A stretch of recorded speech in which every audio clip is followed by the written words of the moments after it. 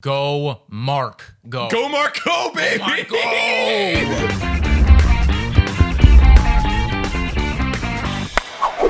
Hello, everybody, and welcome to Blue Jays Today, where we always have something to say about the Toronto Blue Jays. I am your host, Adam Peddle. And I'm your host, Nicholas Playalog. And today, I don't even know. I don't even know. I mean, we all know why we're here. Yeah, apparently we now have Michael Brantley. That's what we're talking about today.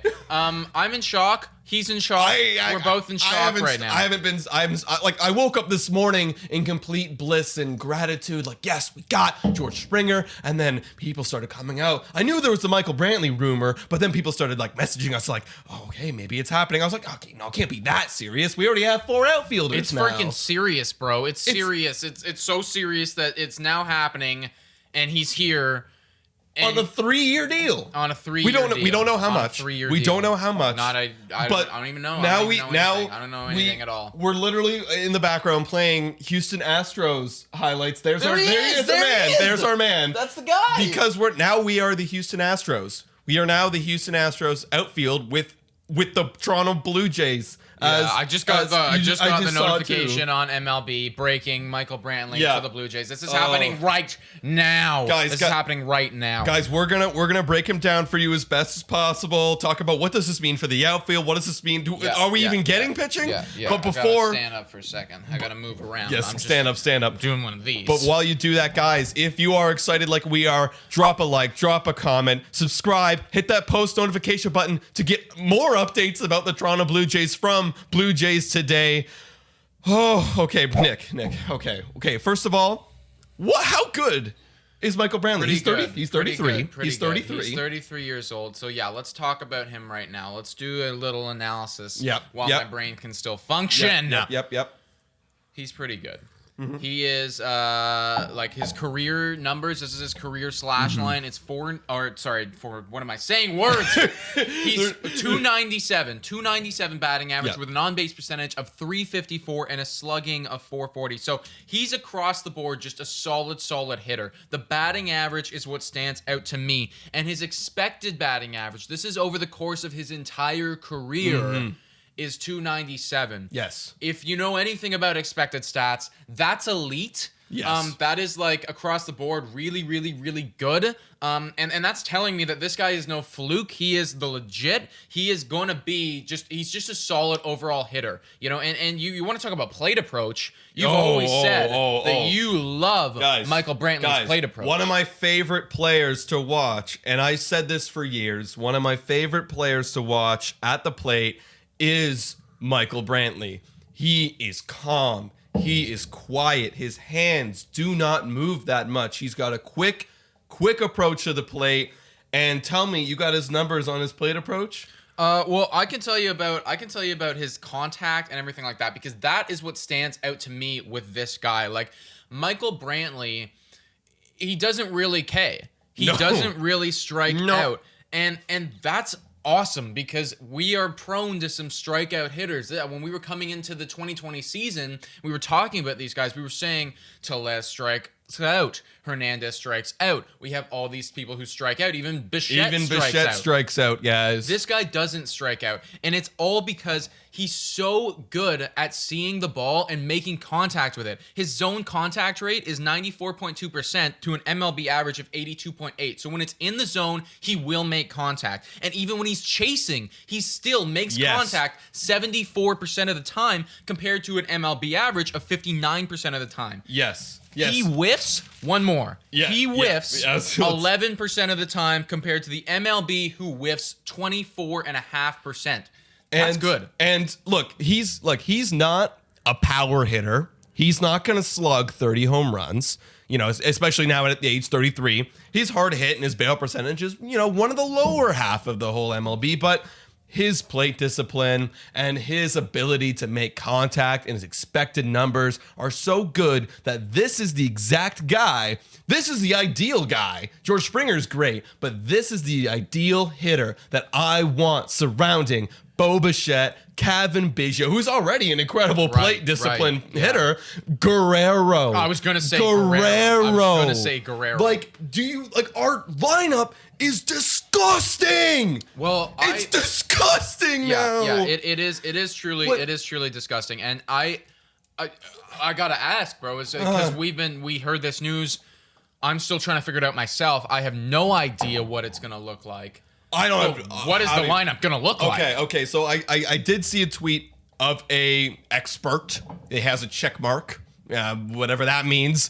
Who projected the lineup, and it went Springer leading off because he's been a leadoff hitter. Wow. Okay. I mean, I was gonna say it's like we don't have the luxury of having him as a leadoff hitter, but maybe we do now. Maybe we do. Maybe we do. Because okay, this is the lineup. Everyone, bear with me here. So we got Springer leading off. Then we got Biggio in the 2-hole. Then we got Bichette. Then we got Brantley. Then we got T.O. Then we got Guerrero. And then we got Lourdes, who's a 300 hitter in the 7-hole. That is ridiculous. Then we got Telez. Ridiculous. And then we got Jansen/Kirk rounding it off to bring it back to George Springer. Ridiculous. 3-time That All-Star. is truly ridiculous. So I can confidently say, I said it last night with George Springer. Yeah. We have 0 holes. Yeah. There are no more holes. There's no more holes in the Toronto Blue Jays Top lineup 5 lineup? I mean, you get the breakouts. You get those breakouts from the guys that we're talking about. Absolutely. Absolutely. Absolutely. Are we better? If they break out, are we now better than the Houston Astros? If they hit their potential lineup. Yeah. Yes, I agree. We just took 2 of their best guys. We just took them. We just took 2 of their best guys. And put them in our young group of hitters. Yeah, we took 2 of their best guys. And Altuve's still great, but he's getting older. He's kind of on the decline. You know, and it's like Correa can't seem to stay healthy. Like, yeah, absolutely. Yes. I thought you were going to ask me, are we better than the Yankees? That's a freaking question. And that is our lineup better than the Yankees? I honestly think so. I don't know, man. I think it comes down to, like, if the Yankees can stay healthy, like if Aaron Judge, Stanton, Voit can stay healthy, then I do want to give the edge to them, considering they have still DJ LeMahieu, they still have Torres. Good point. It's like they are still elite, but I mean, with what they've been doing for the past years, it's like not being able to stay on the field. Yeah, we are not far. I think our lineup's top 5. But our pitching, and I know every single person is going to talk about the pitching. Great. You have a great lineup that matches, but we're still missing that pitching. Well, and here's the fucking thing, dude. Yeah, in here. When we were getting this information, my instinctual reaction was, we don't need him. We don't need him right now. Why are we doing this? Why are we spending this money on a guy that we don't need? Why are we doing this? Because we have to have a trade going. We have to have a trade going. You said that lineup. You left out a guy who we're paying over $10 million per year in Randall Grichuk.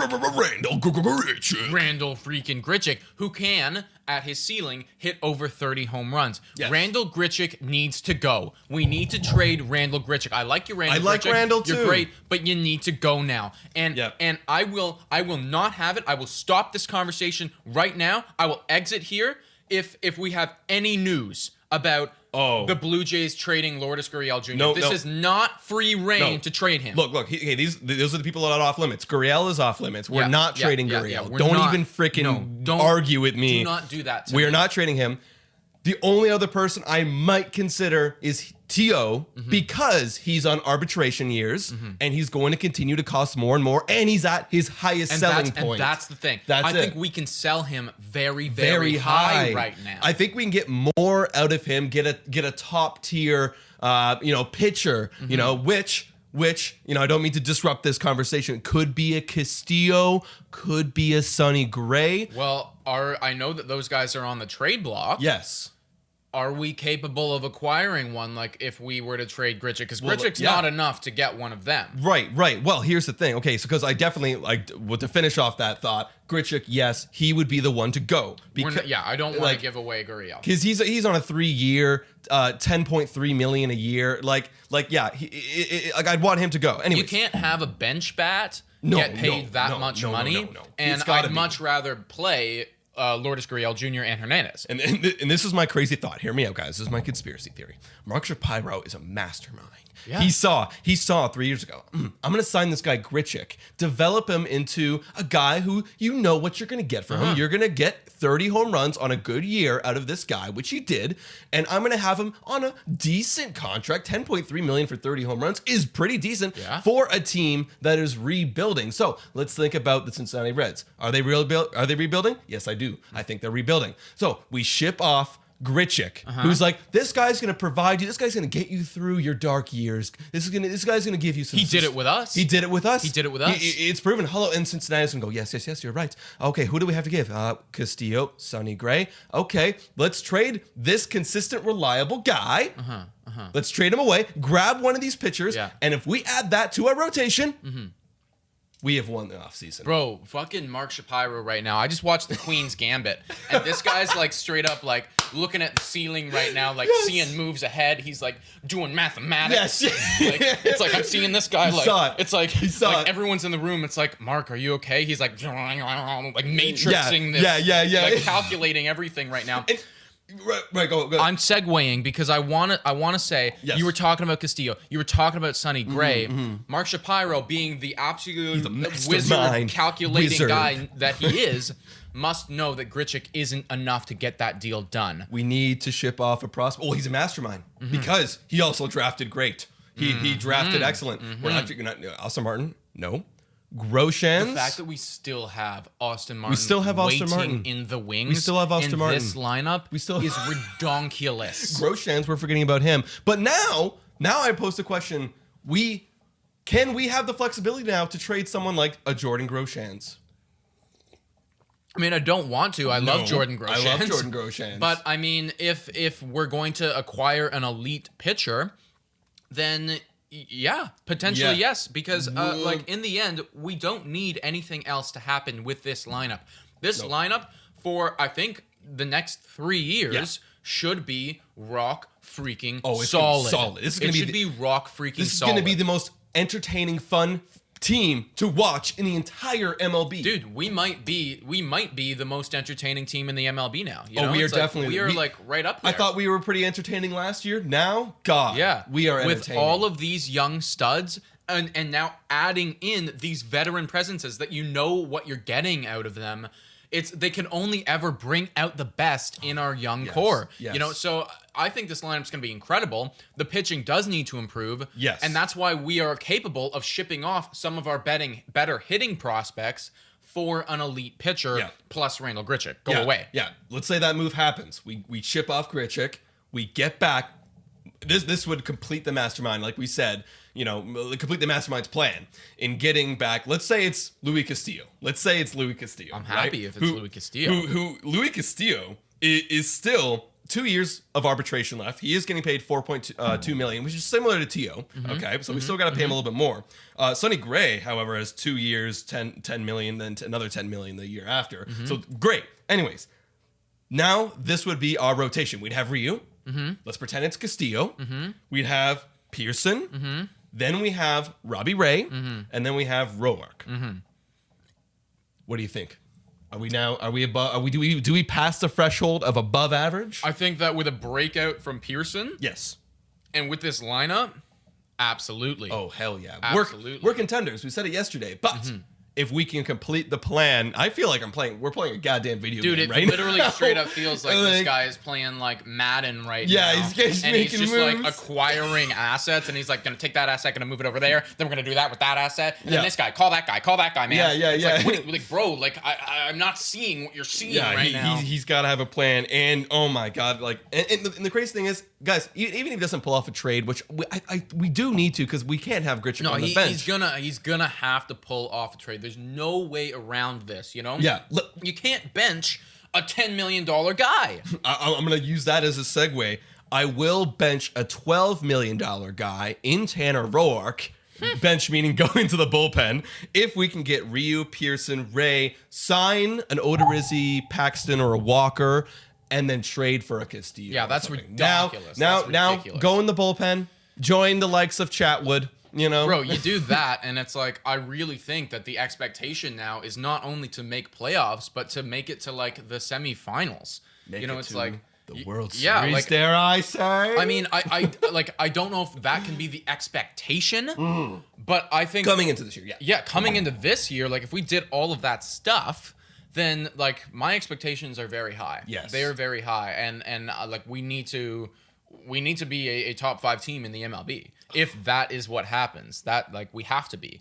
My heart just fluttered at you saying top 5 team Yeah. in the MLB. Yeah, well, I mean, like we now Yeah. like we're talking about having a top 5 lineup. Yeah. Oh, yeah. That's You know, it's like solid. we can just get like another pitcher, like a couple more guys. It's like bam, here we are. We know that our relief, like our bullpen, is now incredible. We just got Yates, so we're gonna be getting saves. I just forgot that we got Yates. Forgot that we got this guy. So it's like all across the board, we are making the right moves.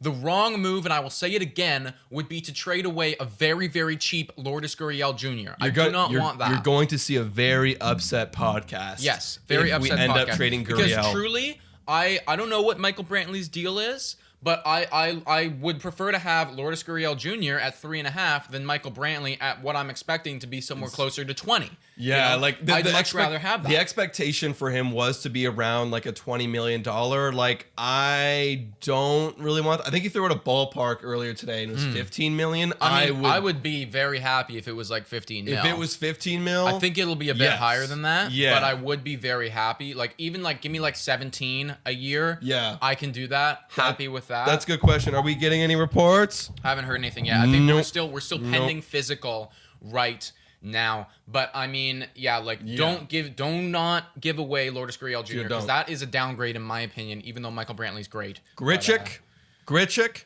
maybe Tio. I don't really want to because Tio's a great DH hitter now. Yeah. I don't really want to, but wow. But boys, girls, ladies, gentlemen, wow. This is the most exciting time in Blue Jays. Is it the most exciting time in Blue Jays history?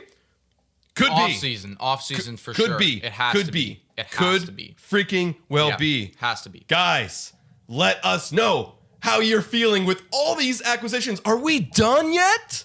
Are we done, Mastermind, Mark Shapiro? Bro, you asked me that last night. I said I have no idea. I still have no idea. No idea. Like I don't even know. Who do we get next, guys? I know a lot of you are saying, Bauer, give me Bauer. If we somehow get Bauer, I'm going to faint. I'm going to shit my pants right here.